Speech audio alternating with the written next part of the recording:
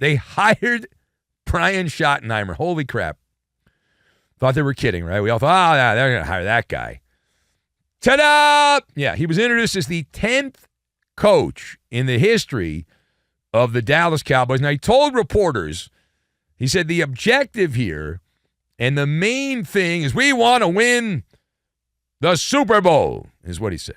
Schottenheimer said he can hit the ground running because he had been part of the Cowboy organization, because they certainly hit the ground running the last couple of years.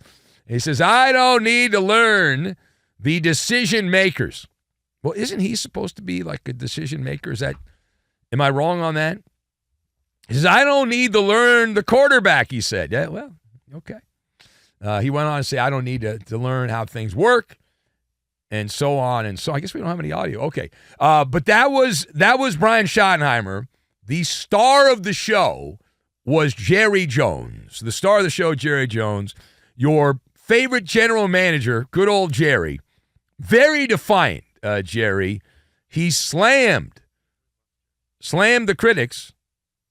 I'm told we have. I don't know what it is. So we'll see if we can find it. Let's put some audio out there. We'll see what we have. Go ahead. It might be couched as a less than glamorous hire.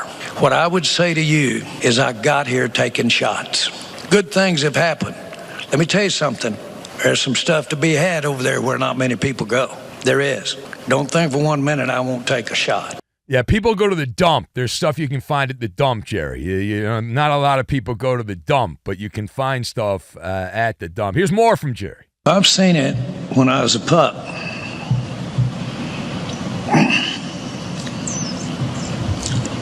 Get emotional. I have a good background in the makeup of what a coach is. Yeah. To think that you could make a decision in an interview and not have talked, if you didn't and hadn't ever communicated or had a visit, I wouldn't dare have had an interview unless I talked to many, many people. Many, many people. Okay. And I got to tell you, if I hired Brian Schottenheimer to coach my NFL team, I'd be crying too. I would be. I'd be crying. I'm like, what have I done? Oh, my God, give me some tissues. I need to cry. So Jerry Jones, very defiant. He ripped the critics. He said that Schottenheimer's a risk, as you heard some in the audio. Let us discuss the question. Jerry Jones announcing a number of things, including that Brian Schottenheimer was as big a risk as you can take, was the money quote. Do you believe that? Do you believe this is as big a risk as you can take? That's what Jerry said. So I've got Facebook Marketplace, triangle, and wrapping paper. And we will combine all of these things together, and we are going to make some pharmacy-grade ibuprofen, which is what you likely need if you have wasted a lot of your time supporting the Dallas Cowboys.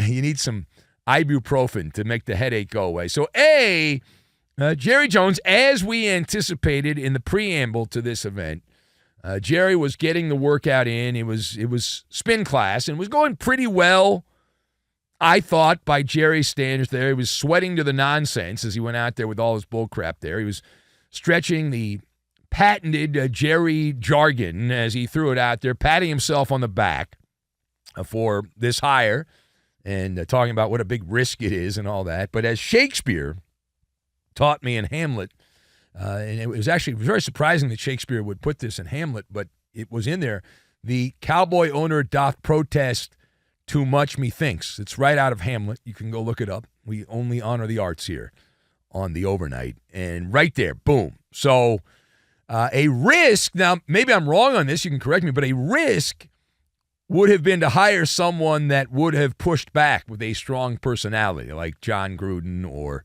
Deion Sanders. And that would have entailed the possibility that the coach you hire is not going to agree with everything that you do. Someone that has a robustness to their personality. And Schottenheimer, he also was crying a little bit during this news conference. He said that's a Schottenheimer thing. I remember Marty Schottenheimer covered him a little bit when he was with the San Diego Chargers back in the day, and he was a crier. So all those Schottenheimers are apparently the same. they cry, which also means they don't win the Super Bowl because Marty never did. So there you go. But really what happened, there's no pushback. You're not getting any pushback. Brian Schottenheimer was like, I'm just lucky to be here. That's it. I'm lucky to be the coach. And Jerry went down, and surprising because he's not really online that much, but he went to Facebook Marketplace, and you can't beat the Brian Schottenheimer price tag. It's free. If it's free, it's for me. And the Cowboys got him, pennies on the dollar. And that's the way it works, right? It's belonging on the island of misfit toys. Jerry contacted what he did here, the Solo Cup Company, and he said, listen, I would like the greatest plastic butter knife I can get. Now, I realize I'm going to a gunfight, but I want to have the best-looking plastic butter knife I can have, and they hooked him up with this guy. So, 51 years old, Brian Schottenheimer, 25 years, over 25 years as an NFL coach, off and on. And Brian Schottenheimer has only interviewed for a head coaching job a handful of times. I think the last time he was really seriously considered, the first time, was back in January of 2007. It's now, if you look at the date, it's now 2025. It's been a minute. It's been a minute. It certainly has. My God. All right. And not a candidate for any of the other coaching jobs. Nobody else was like, we got to talk to Schotty. We got to get Schotty in here for an interview. They're like, we're good. We're good. But Jerry's the smartest guy in the room. It's all going to work out, and you just wait. All right. Now, meanwhile, Stephen Jones and Jerry Jones, there was a conflicting storyline involving Deion Sanders, the Komodo dragon in the room, if you will. So Stephen said that Deion Sanders was a serious candidate for the head coaching job in Dallas. That was from Stephen Jones, the spawn of Jerry Jones. Now, Stephen said, well, listen, they think the world of Deion Sanders. He was waxing on about that. Then Jerry Jones, he gave a different answer, saying that Deion Sanders was never, ever a serious candidate for the head coaching job of the Dallas Cowboys. When asked about his conversation with Deion, Jerry Jones said Sanders already had a job. Already had a job is what he said. So, conflicting answers from Jerry and Stephen Jones, keeping up with the Joneses on Deion Sanders' candidacy with the Dallas Cowboys. What is the real story with Deion? So, the real story, based on a minutes-long MALLER investigation, it's called the Triangle. The Triangle of Truth.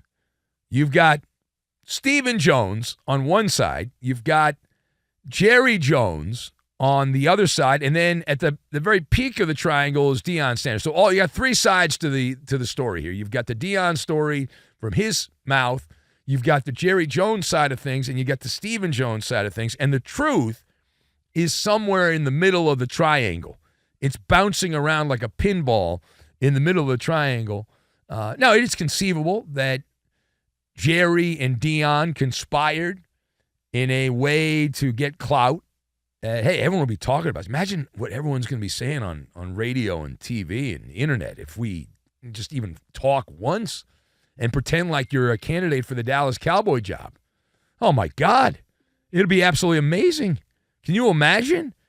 So they got together, and it's possible that happened. It's also possible that Jerry and Deion talked about actually coaching the Cowboys legitimately, and Deion rejected Jerry Jones. It's possible that Deion said, yeah, I'll coach, but you got to meet my conditions. And Jerry said, hell no. I'm going to go down and hire a sock puppet, and that'll be my coach. I'm not going to hire you. I'm not going to listen to you. I'll hire you, but you got to listen to me. And then that happened. So those are all different possibilities, but to think that there was no thought for a second that Deion Sanders was going to be the Cowboy coach, or could be, because he already had a job. Like, what is that? Like, the top coaches have jobs. You're only going to hire a coach that doesn't have a job. And plus, the Cowboys, some of the people they talked to already had jobs. So that makes no sense. It's illogical. Deion, was he just a pawn in all this, or was Deion using Jerry as a pawn to get more NIL money out of Colorado? He never intended to leave. He's figured, well, listen, if I flirt with Jerry, they'll give me more money to work with so I can buy more players in college free agency. Who knows? All right, now, last word here. So Brian Schottenheimer slobbered all over Dak Prescott. Said he's going to play elite-level football, is what Brian Schottenheimer said. He's going to lead us to championships. Not championship, championships. We got the right guy, Schotty said. We're going to win. We're going to win a championship. Close quote. All right, so let's unravel that. So break that apart. The new Cowboy coach, Brian Schottenheimer, saying that Dak Prescott will lead us to Super Bowl titles.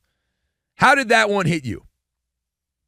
All right, so it hit me like you got to say it, right? It's Captain Obvious. You got to say it. Hey, this is what you're supposed to do. You're hired to coach the Cowboys. You have to play the game. This is what you have to say. But I look at this, and we spent a lot of time talking about this team, and you talk about the Cowboys. This coaching hire is like going down to the store to get some new wrapping paper, and you're changing the wrapping paper, but the garbage inside the box is the same. Right? I mean, there's still a lot of garbage in there, a lot of rubbish inside the box. Dallas has been selling, should I say upselling, Dak Prescott as a winner for almost a decade. Almost a decade now. 9 seasons into this sojourn as the quarterback one of the Dallas Cowboys. 9 seasons in, and it's kibbles and bits. Kibbles and bits is what the Cowboys end up getting in big games from Dak Prescott, right? Regular season, normally Dak's fine.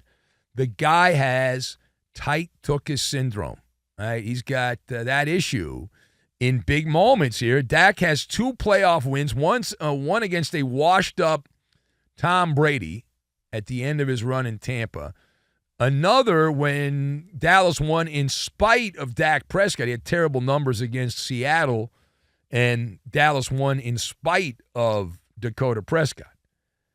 But, hey, listen, they're going to keep selling this, and they know that it doesn't matter who coaches the Cowboys. It doesn't matter who plays quarterback for the Cowboys. There are so many suckers that are Cowboy fans. All of it's irrelevant. All of it. They'll still get the top ratings on TV. It's a cult following. They will still get the numbers. They'll sell the merchandise. So all the people complaining, I'm done being a Cowboy fan. Well, not enough of you are done being a Cowboy. And the only way to really get any real change is if you start affecting the bottom line. And we're not anywhere close to that because Jerry knows he's got a lot of know-nothing, uneducated fans that will continue to support the Cowboys no matter what. And he can sit there with a straight face and wax poetic about a guy that has no business being an NFL head coach and Brian Schottenheimer. And it's like, okay, well, it's just, Jerry, he knows whatever he says it's fine. For the rest of us, we just give a hearty guffaw. We're like, oh, that's hilarious.